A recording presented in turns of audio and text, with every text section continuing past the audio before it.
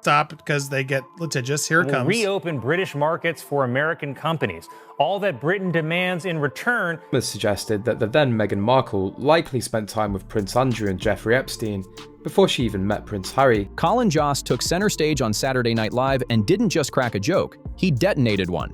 With that signature deadpan stare straight into the camera, he delivered a line that made PR teams everywhere grab their inhalers. Apparently, one of the terms in Trump's new UK trade deal, he said, pausing for effect, is that we send Meghan Markle back, but only if she deletes her entire Instagram again. Boom! The crowd howled, but behind palace walls, it wasn't laughter echoing. It was shock. Sources claim that in Montecito, Meghan practically froze mid-sip, gripping her glass so tight it almost shattered. That single punchline wasn't just late-night comedy, it was a public gut punch. A world-famous comedian mocking her not as a misunderstood royal or a victim of the press, but as a walking brand, and not the glossy, polished one she's tried to maintain. The kind with hidden files, whispered stories, and secrets that refuse to stay buried. The infamous yacht girl talk that Meghan's team has spent years burying suddenly rose like a ghost from her past. It never really disappeared, it just lurked quietly online, waiting for the right voice to drag it out into the open again. Nasty, and says he feels sorry for Prince Harry because his wife is a lot to deal with. And Colin, he did it with one perfect sentence on one of the biggest stages in the world. Now, Meghan's PR machine is reportedly in panic mode, trying to contain a fire that's already raging, because once the internet smells scandal, there's no going back, and no amount of royal sparkle can hide the smoke. Everyone might have laughed at Colin's punchline, but most people completely missed the sting underneath the joke. Because just days before that SNL episode aired, something far more explosive started bubbling up online. Grainy but crystal enough photos began making the rounds on Reddit, TikTok, and Twitter. The scene? A glowing sun-soaked yacht deck somewhere off the coast, expensive champagne flutes clinking, and a circle of powerful, too rich for their own good men lounging like they owned the ocean. And right there, center stage, was a woman who looked exactly like Meghan Markle. Not the Duchess we know today, but the pre-royal version, dripping in designer swimwear and pretending to be effortlessly casual. The photos didn't come with a name tag, but that didn't stop the internet detectives from going into full investigation mode. Reddit threads exploded overnight, users comparing her bracelets, matching her tan lines, even analyzing the angle of the sun to confirm when and where it was taken. It wasn't some fuzzy Bigfoot snapshot. It was clear, sharp, and dangerous enough to make Buckingham Palace's PR team break into a cold sweat. Reminder, Prince Harry married a talentless Soho house, alleged, named Meghan Markle.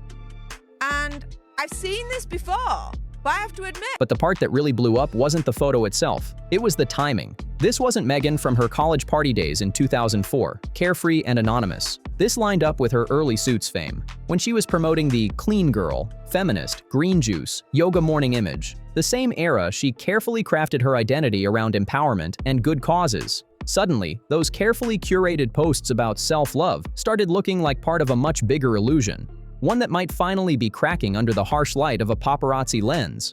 That's the real magic of Meghan Markle's empire. She didn't just marry into royalty, she marketed her way into it. Every move, every smile, every camera angle felt like part of a masterclass in self-rebranding. From small-screen actress to Duchess in diamonds, from red carpet call sheets to royal engagements, she flipped her image with the precision of someone running a billion-dollar startup. For years, it worked flawlessly. She had the world eating out of her hand, believing every bit of that modern fairy tale narrative. But when those resurfaced yacht photos started floating online, the timeline began to crumble like cheap porcelain. Because if Meghan really was sipping rosé with ultra-wealthy power players before Prince Harry ever slipped into her DMs, then maybe that whirlwind love story wasn't destiny. Maybe it was strategy. Maybe it wasn't fate bringing a prince and an actress together.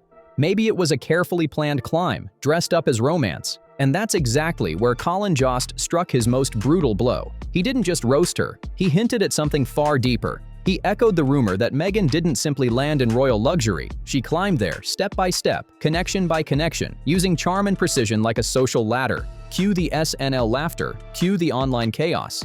And allegedly, cue Meghan hurling her phone against the wall like it had personally betrayed her. Because beneath all the interviews, tears, and truth-telling, there's something people forget. The Meghan Markle myth isn't built on honesty, it's built on aesthetic. Perfect lighting, perfect quotes, perfectly filtered vulnerability. It's not authenticity, it's production. And now that production might finally be slipping out of her control. And once the cracks of real-life chaos start slicing through that polished, glassy image Meghan built, the whole thing begins to wobble like a house of PR cards ready to collapse. For years, she mastered the art of illusion, perfect angles, rehearsed sincerity, designer vulnerability. But when reality starts bleeding through, even the best filter can't hide the mess. Let's rewind. Those yacht photos didn't just appear out of nowhere. They first floated around years ago in the shadowy corners of gossip blogs and private forums, the kind of places only diehard sleuths ever dig through. They never hit the mainstream though, and there's a reason for that. The timing just wasn't right back then. Meghan was still holding the sympathy crown. The media had her painted as the underdog princess battling the cold, cruel palace. Anyone who questioned her got branded as a hater, or worse. No one wanted to fact-check Cinderella while she was still slipping on the glass slipper. We again highlight the mucky murkiness and mendacious manner of this alleged yacht girl.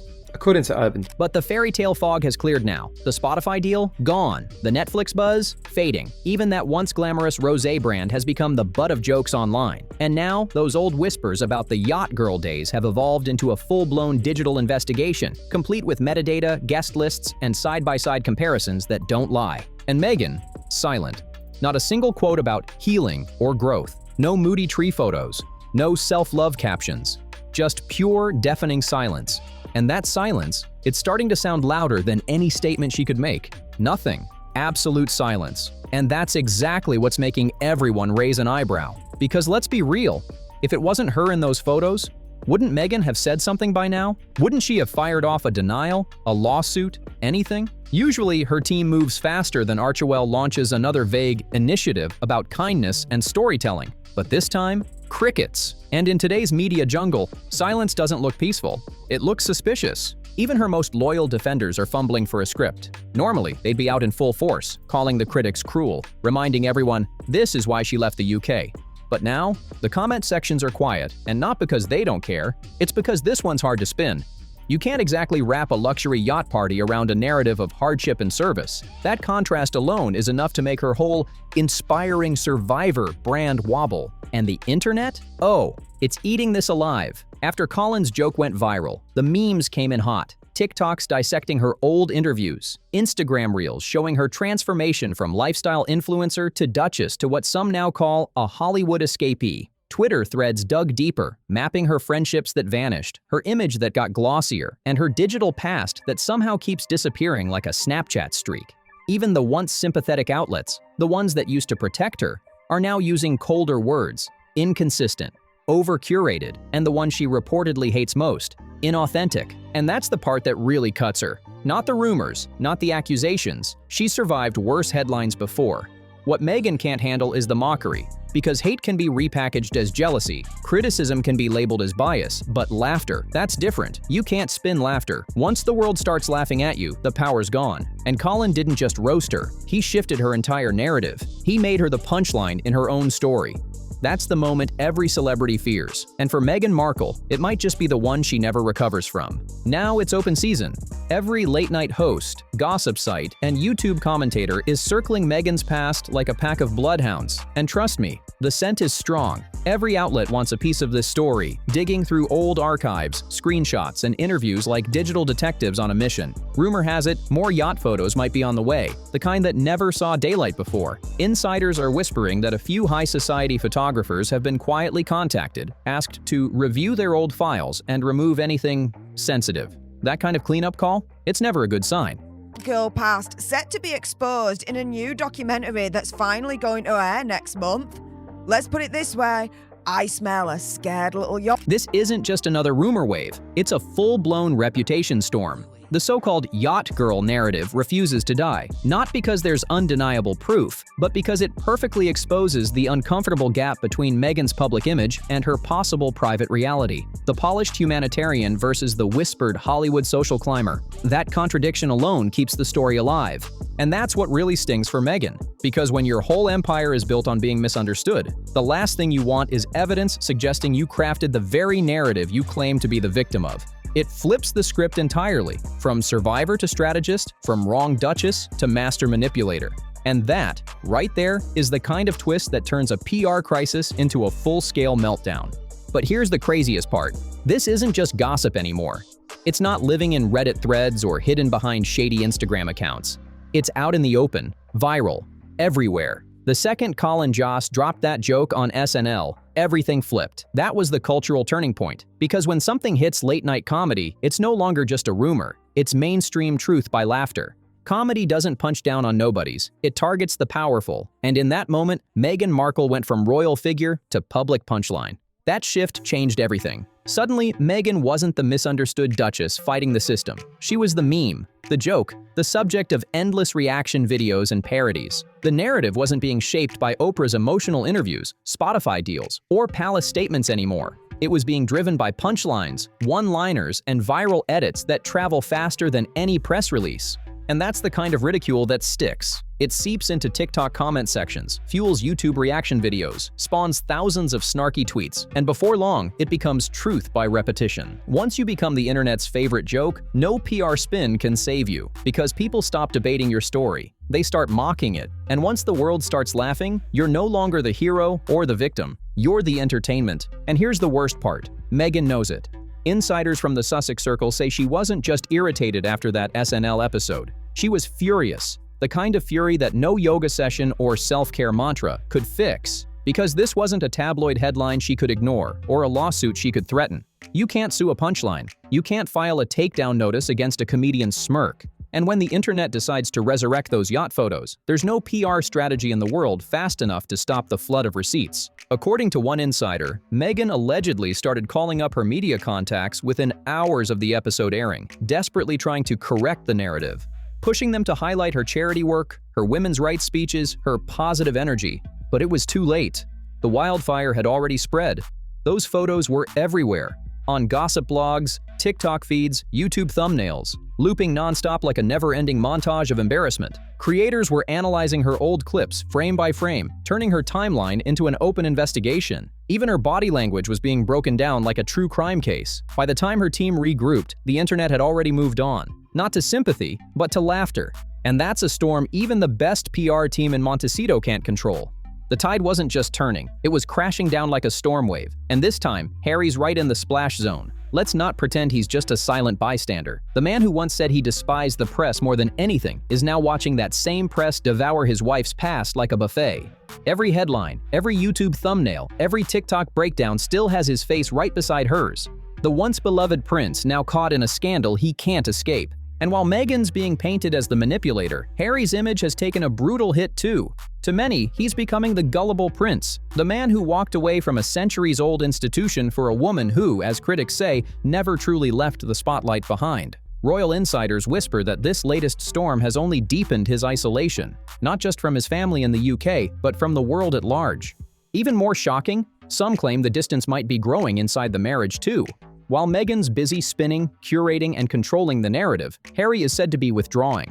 Quiet, unreachable, and lost in his own frustration. Behind those glossy California smiles, people are starting to wonder if the power couple image is finally fracturing behind closed doors. And while the tabloids feast, Hollywood's taking notes. Because in that town, image is everything, and the Sussex brand suddenly looks like it's running on fumes. Hollywood never forgets, and that's what makes this whole downfall sting even more. Executives have long memories, PR teams gossip behind closed doors, and in that world, being unpredictable isn't the problem. Being uncontrollable is. Meghan's name, once tossed around for luxury brand deals, glossy magazine covers, and inspiring women panels, is now quietly slipping off those lists. Not because she lost her appeal, but because she became a risk. And in Hollywood, risk doesn't sell, especially when your past keeps pounding on the door louder than your PR team can drown it out. Colin Jost's joke didn't just drag the yacht girl rumor back into the spotlight, it cracked open the illusion of control that Meghan's team has spent years trying to maintain. Because no matter how many docuseries she films, how many polished interviews she gives, or how many empowerment captions she posts on Instagram, one viral image can undo years of narrative building. And that's exactly what's happening now. The myth is unraveling, thread by thread. Meghan's rise was always calculated. She knew how to play the game. She branded herself as the bold, modern outsider, shaking up a stiff old monarchy, a symbol of feminism, freedom, and resilience. But as Tom Bower, Lady C, and even a few ex-staffers have quietly hinted, when the lights go out, when the camera stops rolling, that story starts to blur. The charm fades, the script changes, and suddenly, the empowered Duchess looks more like a Hollywood strategist who's finally run out of scenes to direct.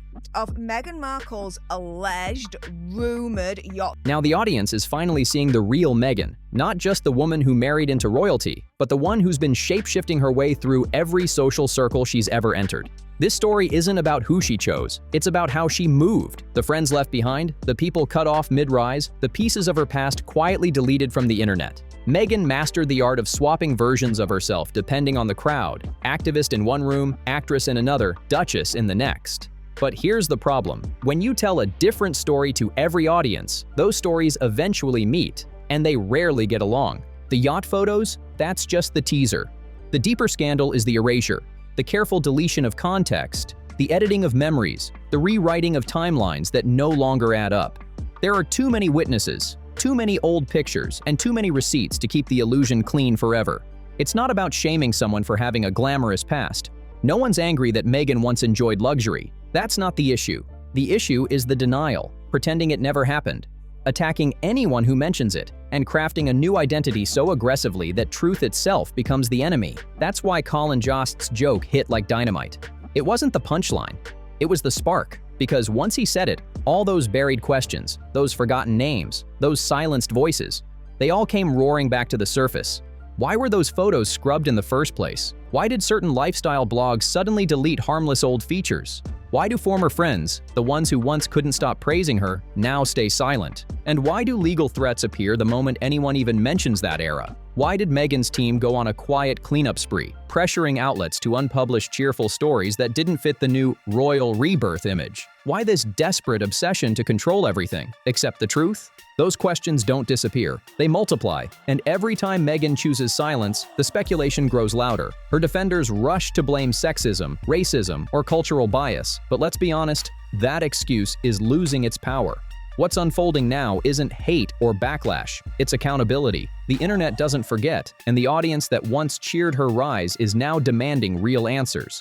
Because there's only so long you can curate, edit, and gaslight a global audience before the mask starts slipping. And when it finally does, it's not the tabloids or critics you have to fear. It's the truth itself. The same truth she's been running from, reshaping, and repackaging for years. And no amount of palace polish or California sunshine can hide it forever. It's not the tabloids or the royals driving this. It's the regular people, the ones who've been quietly watching for years, connecting dots, saving screenshots, remembering the inconsistencies. And now those same people are talking. They're on podcasts, dropping deep dive videos, filling comment sections, writing blog posts, doing what no PR strategist, palace insider, or legal team ever could. They're calling out the cracks in the story, and this time, they're not buying the glossy fairy tale anymore. Colin Jost might have cracked the door open with one joke, but the internet? It kicked that door clean off the hinges. And there stands Meghan, center stage, caught in the glare, with nowhere left to pivot, no new version left to switch to. Because when your empire depends on erasing what came before, but your past lives permanently online, you're not building a brand. You're dodging reality. And the internet's detectives know one brutal truth. You can edit videos, delete posts, and scrub photos, but truth doesn't fade. It can't be airbrushed or photoshopped. It waits, patient and undefeated, ready to resurface the moment someone looks close enough.